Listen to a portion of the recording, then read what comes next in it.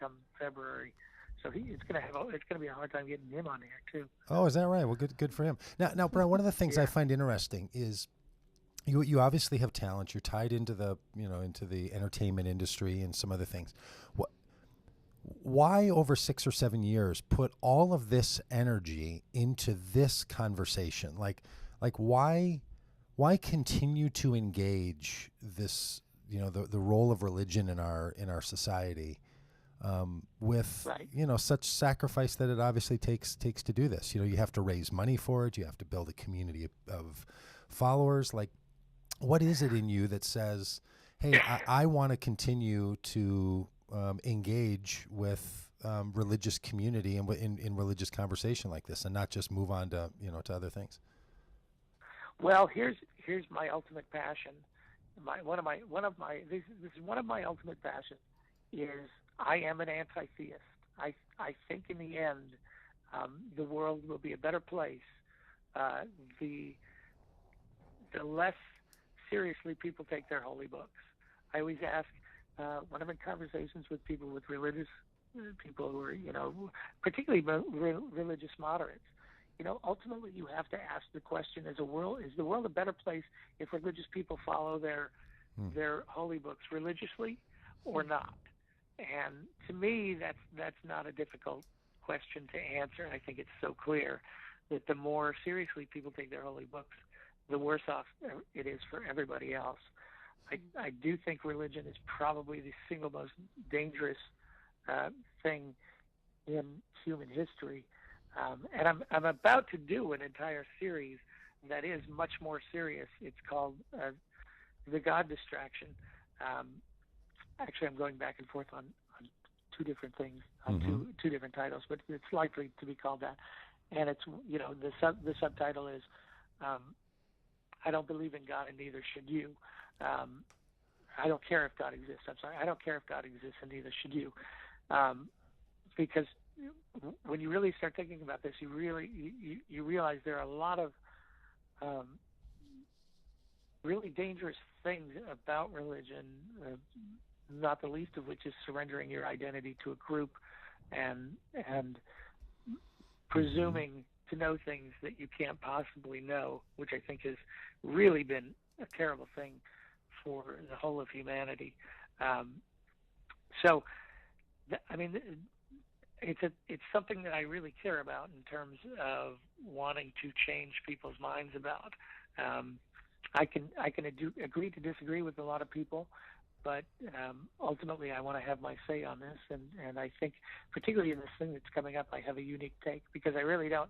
The question of God's existence is I think a meaningless question without some kind of reliable methodology for determining what this being wants and what this being cares about. So, and we don't have that. So.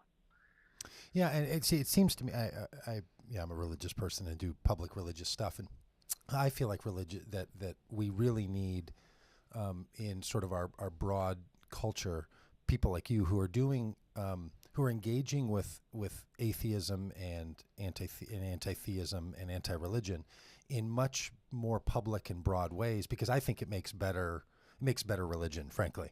And I see people like you as being a really important component in all of this, because when religious people just run the table, and when the default is that there is a God and the people who think there isn't one have to explain themselves, as opposed to, that everybody has to sort of own up to their own presuppositions, that we end up with a worse kind of culture and, frankly, a worse kind of religious life. So I think it's tremendously important that there's more. I think back, and I'm a bit of a just a amateur historian, but you think back to the middle 1700s, middle 1800s, when there were things like the free thinker societies in the United States, right? That really allowed you to have an alternative to religious structure to be involved in. I'm a person who wasn't raised religious and got into it in young adulthood, and so I have a really different kind of experience than some people I know who kind of grew up in it, and it feels like I'm not insulting my grandmother by not practicing religion in a particular way, which is really different than some people have. So it just feels to me like that has to happen. We have to have a better kind of whole religious ecosystem. And the people who do what you do, I think, are really an important part if they're willing to be in conversation with religious people. Right. Yeah, one of the things that really got me was where I really started to see how big a problem it can be at times, particularly if you get into the authoritarian end of religion. Is Sam Harris did a debate with William Lane Craig, who's probably the king of the Christian apologists, and there was a whole thing. They were debating morality, and Craig ended his whole debate with this thing about how, if there's no God, ultimately the schoolyard bully can say, says who? Says who? You think murder is wrong, says who? That kind of thing. And he was very smug about it, and you could tell at the end that he thought he'd made just such a great point. And I'm watching that thing, and I'm thinking to myself, says who is one of the great moral achievements of mankind. Says who means that you have to rationally justify what you think is good and why you think it's good, instead of just looking to God and saying, well, God said to kill the homosexuals. That's what we have to do. Says who is Martin Luther King. Says who is Mahatma Gandhi. The great moral achievements of the last 400 years, I think, every single one of them starts out with someone saying, says who? And to me, when I saw that, I thought, I face-palmed, because I thought, oh my gosh, this is a guy whose religion is keeping him from truly one of the great moral achievements of mankind, which is the question, says who? Now, I know that what that means is, there is no quote-unquote grand moral objective authority on what's right and wrong. But I would so much rather us be trying to dialogue with each other and figure that out than to have someone saying, well, this book 35 that was written 3,500 years ago that says we need to kill, adulterers and Sabbath breakers and, you name it. Or if you don't believe the way I believe, you're going to burn in hell forever. So maybe it's okay if I torture you to get you to believe, because I'm going to save your soul. Yeah, especially because for religious people, the says who, and you say, well, God says, doesn't solve the problem, right? For religious, because then they're like, well, which one of us gets to speak on behalf of God for these things? And so it really kicks that argument down the road. That is the essence. That is the essence of my series. What you've just said there. It doesn't solve the problem. To me, putting God into the mix on virtually any question, from the meaning of life to morality to what we should do with our kids, it ultimately doesn't solve the problem, because of what you said.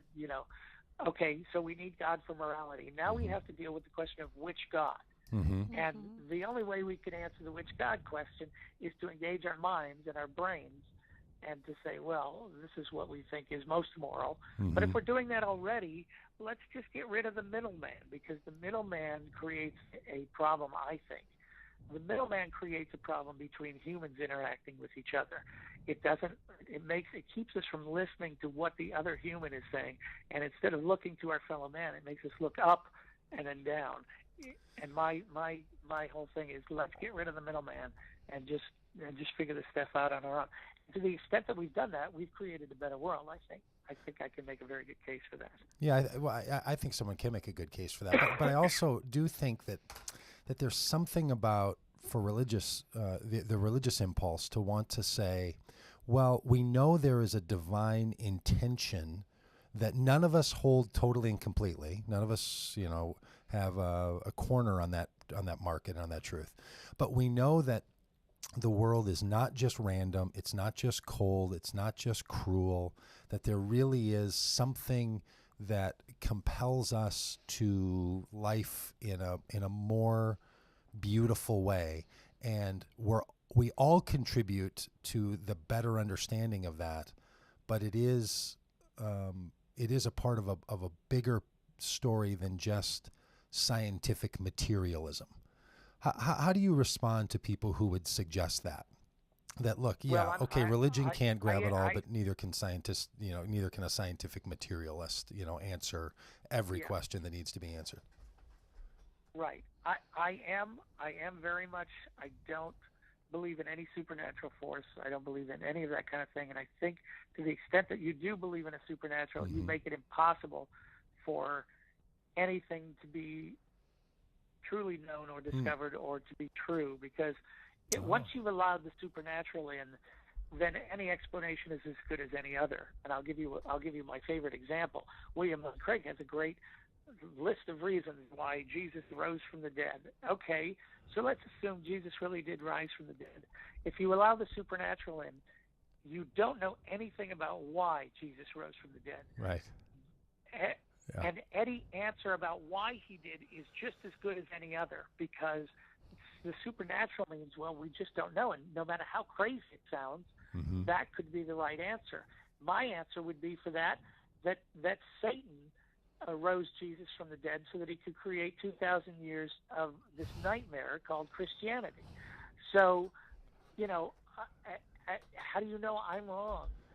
Versus, you wanting to be, it literally, once you allow the supernatural in, it just becomes a game of what do I want to be true. I see, because you're playing by a different. You said that there's a divine, and that there's that the world is not a cold, random place. I think it's exactly a cold, random place. But to me, that says to me that we have to pull together, because we are an unbelievable little miracle.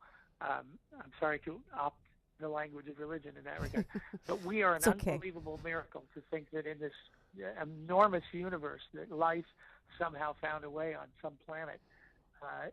To me, that's a call to let's value this, let's treasure this, let's take care of it at every level, from myself down to the smallest little creature. And I'm not quite a Janist yet. I don't want to sit on the floor here and not move it so as to not wipe out an ant or something like that. But the respect for life, not only human life, but all life, since I left religion, has become a profound thing to me. Not that I'm not a total hypocrite, because I'm not quite a vegetarian yet. The only thing I've cut out of my diet is pig. But I'm moving in that direction. Yeah. So. Well, and I do think you raise a good point, and I think that when we invoke supernatural construct, we're basically saying something doesn't play by the rules that the rest of us play by, and we don't have any means of understanding or accessing the rules by which the supernatural play by. So then that really is, in my view, the most random world that you could have, right? If you have a deity that plays by a different set of rules at the choice of the deity to do that, that seems pretty random. Now you could say, well, there's a benevolence to that deity, so we can trust in it, but it's really random, right? Like, it gets to do whatever the deity wants to do, and people can't understand it or know it or anticipate it or speak back to it. And so you end up playing by a different set of rules. But do you see any religions, especially in our current day, that don't use that construct of God, the sort of supernatural, as being perhaps a different kind of religion? And because I'm a practicing Christian, but I don't hold to supernaturalism either. I don't think God gets to play by a different set of rules. I don't think miracles are the breaking of the natural laws, and because God gets to do whatever God wants to do, because God could have just made different laws. I mean, it doesn't make any sense to me. But it feels like maybe one doesn't have to get rid of all of, and I'm not a big advocate of religious systems either, but maybe all religion isn't spoiled by the most incongruent versions of it. Yeah, to be honest, I don't know how you have God without the supernatural. I mean, God is by definition supernatural, and I think the phrase that best sums it up is all things are possible. With God, all things are possible. Well, if all things are possible, then all things are just as likely or improbable or probable. There's no, it is, you're kind of stuck in that position. And the thing that scares me is that this idea that God's ways are not our ways, Yeah. and He has a different idea about everything, is the way that people like William Lane Craig can justify genocide. That's right. They will apologize, and I mean that in the apologetic sense, for things like genocide or the murder of homosexuals, or I can go down the list. So I just think it's so dangerous, and to me, doing away with that kind of has the feeling. I know deists. I know people who are deists, which is the belief that there is some supernatural force who started everything off, but he doesn't necessarily involve himself in our universe, and there are no such things as miracles or anything like that in the traditional sense. To which I say, what's the point? What exactly is the point? Okay, you believe that there's this thing who has really nothing to do with this, and okay, if that makes you feel better, that's great. But I just don't know. Once again, it just raises more questions, and that's the key for me. Does it answer more questions than it raises? And if not, I say, just put it aside. I don't even need people to be out and out, anti-theist like I am, or atheist. Just put it aside and deal with me. Not through the eyes of some, tribal god from 3,500 years ago. Deal with me just as you would, your own family or your loved ones. Don't put me in the sights of your middleman, because that's when things go to heck. Yeah. That's one of the things I appreciate most about a critique of Christianity and religious structures is, like, let's deal with each other here and now, and let's find the good in this moment. Let's not be always motivated by some thought of what's going to happen after we die or some other motivation, but let's just be loving and good to one another right here and now as well as we can. I feel like, any atheist that critiques religious structures offers that moment of experiencing the potential for human goodness, which is often lacking in religious perspectives, frankly. Right. And we could use a bit more encouragement, I think, in our religious communities about the potential of human goodness. Well, not only that, but the record is amazing. I mean, in terms of when you look at what, the scientific revolution to me is a revolution of people starting to say, okay, we can't know anything about this realm, but this theological realm, the supernatural. But there are things we can know about the realm that we live in, and we can use that knowledge to make the world a better place. And I think the power of the naturalistic worldview is that it has such an amazing track record in terms of making the world a better place for everyone involved. So many of the principles of science are how we live today in modern liberal democracies. I would recommend a book. It's by Timothy Ferriss called The Science of Democracy, which shows, it's an amazing book talking about how the principles of science really did become the principles of democracy. Freedom of expression, freedom of thought. Well, so how do you respond, Brian? Sorry, go ahead. I'm sure you've heard these arguments. I'm interested in your response to it. For people to say, look, we do have examples of sort of atheistic totalitarian culture and society where religion wasn't a part, in the last 150 years around the world, right. And it didn't produce a more kind and generous and open and expressive culture. Right.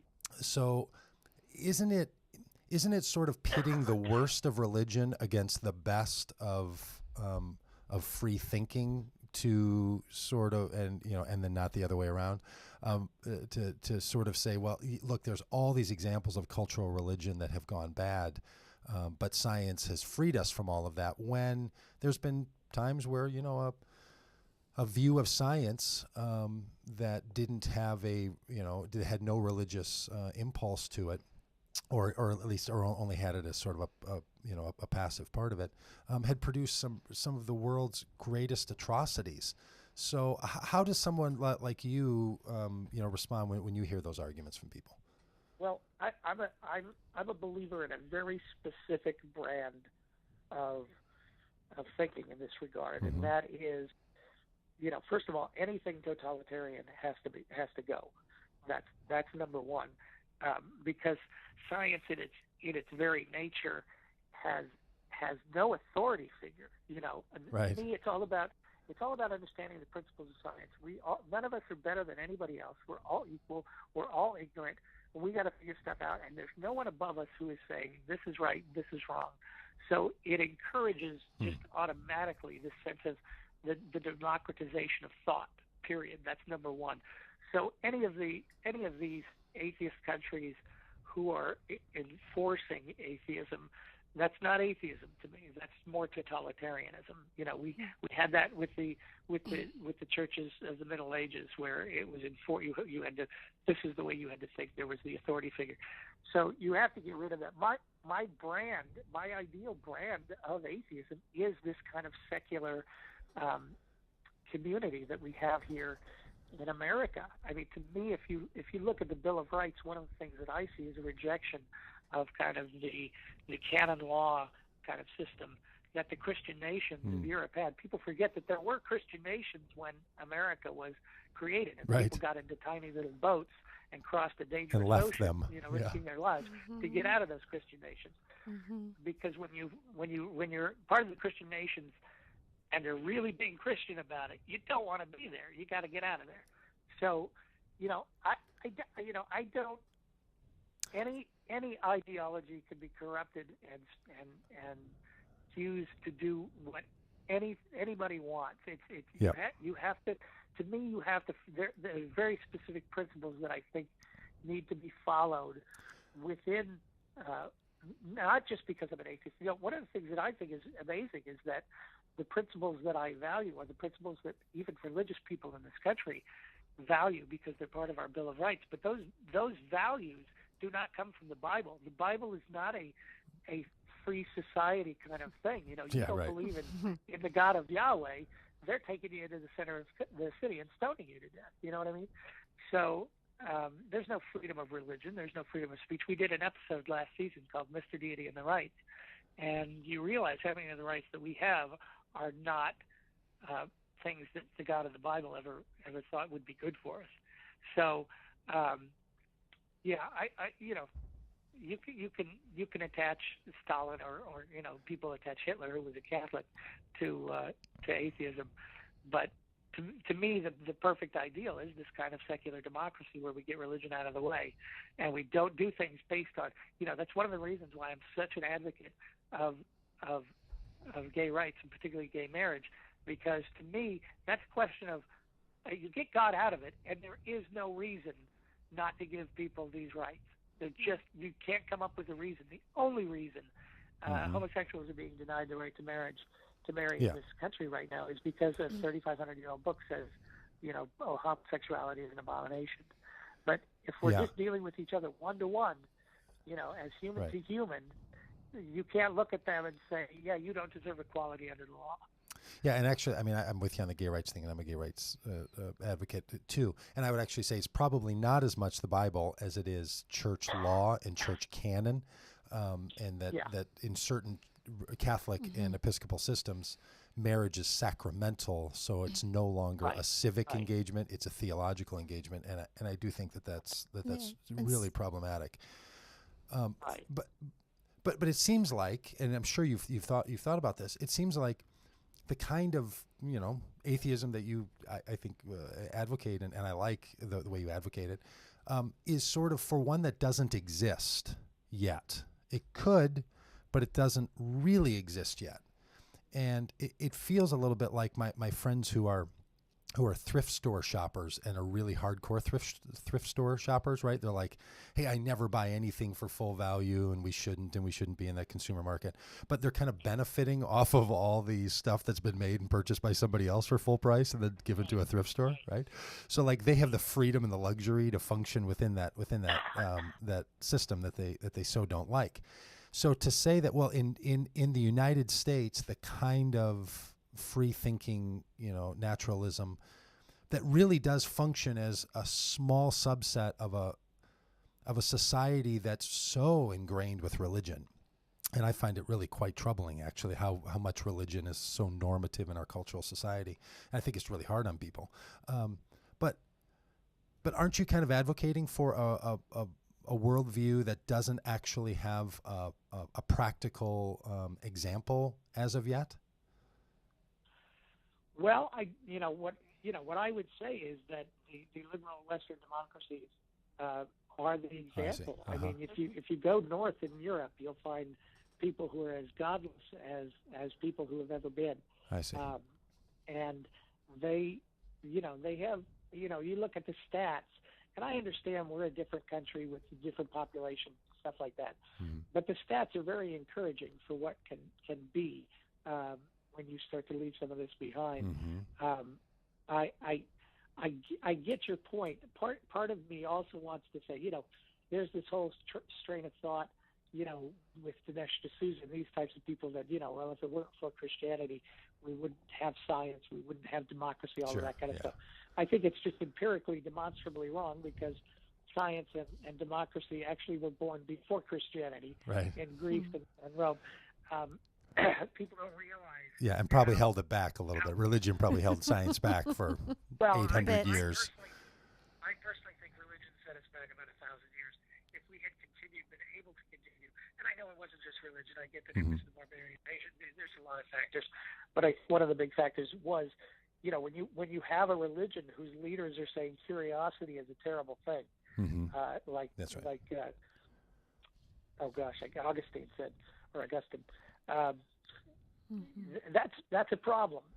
That's a real problem, because people don't realize how advanced we were becoming scientifically way back in the second, third, fourth centuries. People, we almost had the renal system figured out. We were very close to the germ theory of disease. I mean, this would be a whole different place right now had we figured that stuff out 1,000 years beforehand. So everything is the way it is, and I'm not torn about those issues in the past or how we got to where we are. My only concern is, I think, empirically, demonstrably at this point, when we stick to what we know, when we stick to things like equality, equality of law, like looking at everyone identically, without regard to maybe what some higher being might think of X, Y, or Z's lifestyle.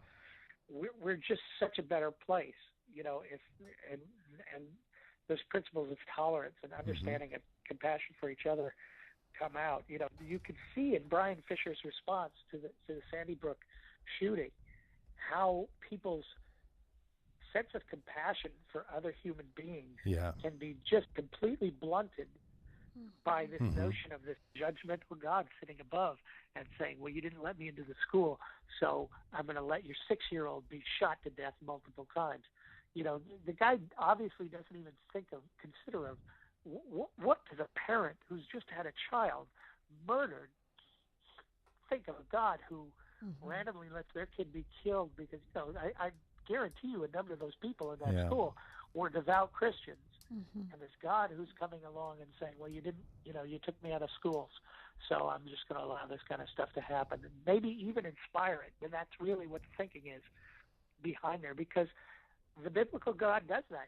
He uses Assyria to wipe out the Jews, because they're not following his plan. Or the and does it? And Brian, does it? I mean, do you really? Do you think that there's people who just have these conclusions and a way of thinking about the world? Like I watched that same piece, and I saw it on your Facebook page too, and I was just sickened by it. Brian Fisher's comments on this. I'm like, that is ridiculous. It's a ridiculous kind of notion. And I just found it maddening. It didn't seem like, I mean, as somebody who, knows the Bible and studies theology and does all that stuff, I'm like, he's not even talking about theology. He's not even talking about Christianity. He's talking about the role of political issues in the United States when he talks about prayer and teaching the Bible in school and, these kinds of things. Like, he didn't even quote the Bible once. Right. Doesn't it seem like there's just going to be people who are going to have these kinds of explanations for the why things happen in the world that aren't really derivative of a religious system, but they're using religious language to make to make a larger point. So it just it seems like I don't know, maybe sometimes the Bible doesn't say what people say it says, and I'm a big fan of that kind of thinking, right? Which says, look, I don't think the Bible actually condemns homosexuality in our day at all. I mean, I don't think it does. I think when it talks about an abomination, it's talking about a cultural faux pas, a cultural abomination. And there was a culture in which this wasn't allowed, and that culture changed over time. And Jesus advocates the changing of that culture over time and no longer holds to those cultural norms. But whether or not someone wants the Bible saying it or not, it seems to me that people's use of the Bible and what the Bible says itself aren't really the same thing. And wouldn't a better religious system that uses the Bible better be another way to a different kind of solution that might be good for the world? Well, I think you got to rewrite the whole darn thing. Well, I had started on that, but it's a big project. I'm sorry about this, but Fisher's got you on the scriptures. Oh, you think? Got you. I don't think so at all. Backwards and forwards, and that is the God of the Bible. He's saying exactly what is in the book, and the religious moderates are the ones who give these people cover because they say, "Oh, no, this is a good book."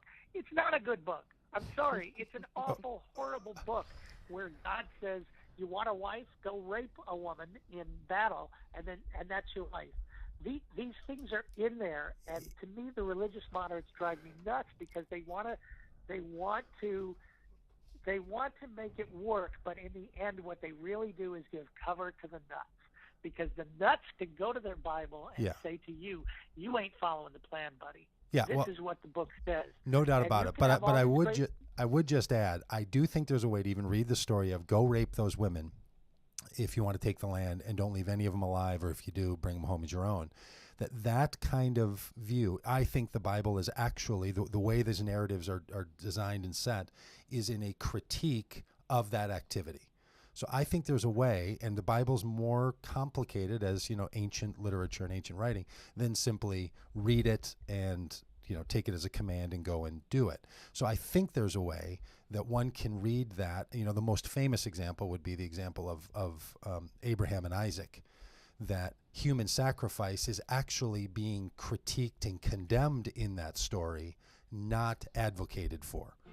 Now, it's that time of year what is happening right now? Time to use it or lose it. I don't know where those sounds are coming from. Take advantage of your 2012 vision benefits and flexible spending We're having plans slight technological difficulties. Brian, I don't know if you hear that, but it's the devil. We accept hundreds of vision devil insurance is- plans. And Brian the doesn't largest believe in the selection devil, of frames Doug. in the Well, it must have been. Oh, it wasn't the devil. It was Firefox. On my I believe computer. in bad engineering, though. Yeah. So, Well, so it do was I. some of so, that. So, I mean, Brian, I just appreciate you so much and your willingness to be in these conversations and to have these and to engage like this. And I'm wondering if you'd give to our listeners who tend to be, this is religious radio. That's not quite right. So, we're not doing the kind of political or other kind of religious conversation, but a lot of people aren't very good at they don't know how to engage with atheists, religious people, right? We have an atheist that's now a regular part of the show, and Kyle was saying last week that look, atheists are still the most thought against group of people in the country. Like, you can be a lot of things, but if you're an atheist, you're never going to get to be the president. You're probably not going to get to run a child care. Like nobody puts on the front of their child care center, run by your neighborhood atheists, right? Like, it's really a bigoted kind of group. And it seems to me that there's atheists who come at it from a philosophical side, those who are more naturalists, those who are just against religion. But however someone gets there, what advice or input do you have for religious people about how to engage with atheists or naturalists or anti-religionists in better ways? Yeah, it's funny because the last thing in the world I wanted to be was a religious. Or an atheist. I had all of these ideas with, when I lost my faith, I was like, oh my God, I don't want to be an atheist. I don't have shag carpeting. I don't have the right clothing. I'm not into baby killing and orgies. And you So- don't go to Comic-Con, I'm guessing, and you probably haven't memorized Star Trek. This is going to be a real problem for me. Yeah. And, you know, in the end, the atheists are just like every other group of people. Mm-hmm. There are people in the atheist community who I wouldn't necessarily want to interact with. Sure. There are a number of them who are angry in an emotional way. Greta Christina has a great thing about, you know, why are atheists angry, and it's a good list, and it makes a lot of sense. There are some who are just emotionally angry at everything, and I don't think they're philosophically committed to the principles of atheism. It's more of a response to maybe the negative stuff that's happened in their lives, and God didn't look out for them, so they can't exist and stuff like that. I don't advocate for that kind of atheism. I want people who are philosophically committed, and to the extent that they are, these are some of the nicest, sweetest people who really are concerned about trying to make a better world for everyone. Whether you agree with them, religion has been a source of stopping that progress in the last 2,000 years or not.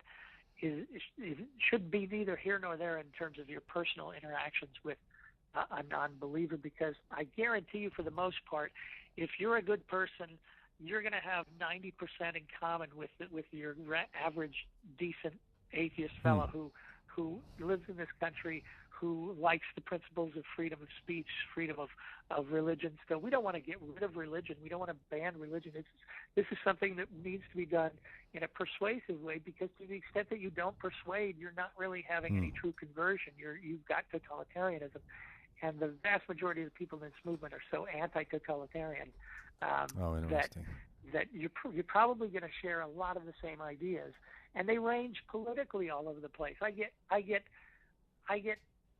dumped on from virtually everyone in the political spectrum. You know, to the people who don't think I'm liberal enough, to the people who think I'm a liberal Nazi. It's all over the place. They're probably just like every other group in the world, and they're just people, and for the most part, very, very decent and very, very smart people. That's the one thing that I will say. Some of the wickedest, smartest people I've ever met in my life.